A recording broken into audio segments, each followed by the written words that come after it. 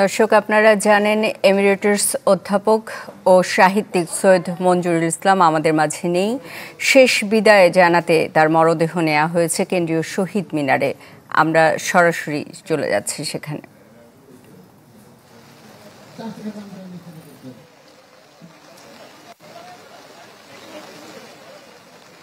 বৃষ্টিস্নাত এক সকালে ঢাকা বিশ্ববিদ্যালয়ের এমিরেটাস অধ্যাপক সৈয়দ মঞ্জুরুল ইসলামের এই স্মরণ বা তার যে বিদায় যাত্রা তা কেন্দ্রীয় শহীদ মিনারের পাদদেশ থেকে সম্পন্ন হচ্ছে।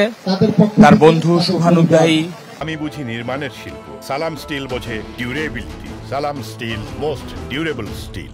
তার ছাত্র, সরকারের নানা প্রতিষ্ঠান, তারা সবাই ফুলের শ্রদ্ধা নিবেদনের জন্য তার মরদেহের সামনে উপস্থিত হয়েছেন এবং ঠিক এখন থেকে 20 মিনিট বা আধ ঘন্টা আগ থেকে যে বৃষ্টি বইছে, এই বৃষ্টি উপেক্ষা করেই কিন্তু শ্রদ্ধাবনত মানুষ এসেছেন প্রখ্যাত কথা সাহিত্যিক ও শিক্ষাবিদ অধ্যাপক মঞ্জুরুল ইসলামকে শ্রদ্ধা নিবেদনের জন্য।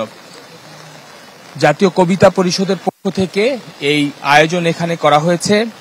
এর আগে কিছু সময়ের জন্য তার দীর্ঘদিনের যে পরিচিত কার্যালয় অর্থাৎ তার কর্মস্থল ঢাকা বিশ্ববিদ্যালয়ের কলা ভবনের সামনে তার মরদেহ নিয়ে যাওয়া হয়। পরে সেখান থেকে কিছুক্ষণ রাখার পরে আসলে প্রাকৃতিক যে দুর্যোগ বৃষ্টিপাত হচ্ছে, এই প্রাকৃতিক দুর্যোগের কথা চিন্তা করেই তার মরদেহ আসলে নিয়ে আসা হয় খুব দ্রুতই কেন্দ্রীয় শহীদ মিনারের পাদদেশে। এখানে যারা রয়েছেন সবাই কিন্তু অশ্রু সজল হৃদয়ে বিদায় জানাচ্ছেন তাদের শ্রদ্ধেয় সবার প্রিয় অধ্যাপক সৈয়দ মঞ্জুরুল ইসলাম স্যারকে। এখান থেকে দুপুর 1টার সময় মরদেহ নিয়ে যাওয়া হবে ঢাকা বিশ্ববিদ্যালয়ের কেন্দ্রীয় মসজিদে নামাজে জানাজা শেষে তার মরদেহ দাফন করা হবে। 7 দিন হাসপাতালে চিকিৎসাধীন থাকার পরে গতকাল বিকেল 5টার সময় ঢাকা বিশ্ববিদ্যালয়ের ইংরেজি বিভাগের এমিরেটাস অধ্যাপক সৈয়দ মঞ্জুরুল ইসলাম এর মৃত্যু হয় গতকাল বিকেল 5টার সময়।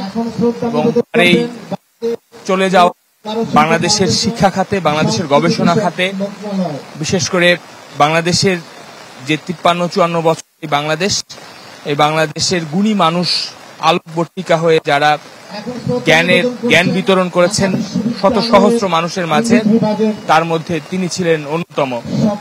শুধুমাত্র যে তার বিভাগের শিক্ষার্থীদের কাছেই তিনি জনপ্রিয় ছিলেন বা তার বিভাগের শিক্ষার্থীদের সাথেই তার যে কর্মপরিধি ছিল, বিষয়টি কিন্তু এমন না।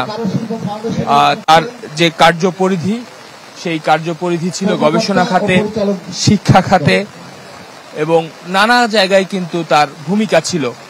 এবং সেই তার যে শুভানুধ্যায়ী বন্ধু যারা তার দীর্ঘ কর্মজীবনের, তারা সবাই কিন্তু এখানে এসেছেন এবং তারা তাদের প্রিয় মঞ্জুরুল স্যারকে শেষ বিদায় জানানোর জন্যই কেন্দ্রীয় শহীদ মিনারের পাদদেশে এই বৃষ্টি ভেজা এই সকালে তারা এসেছেন। সুস্মিতা, সর্বস্তরের শ্রদ্ধা নিবেদনের জন্য সৈয়দ মঞ্জুরুল ইসলামের মরদেহ নেওয়া হয়েছে কেন্দ্রীয় শহীদ মিনারে। এ বিষয়ে জানাচ্ছিলেন শফিকুল ইসলাম সবুজ।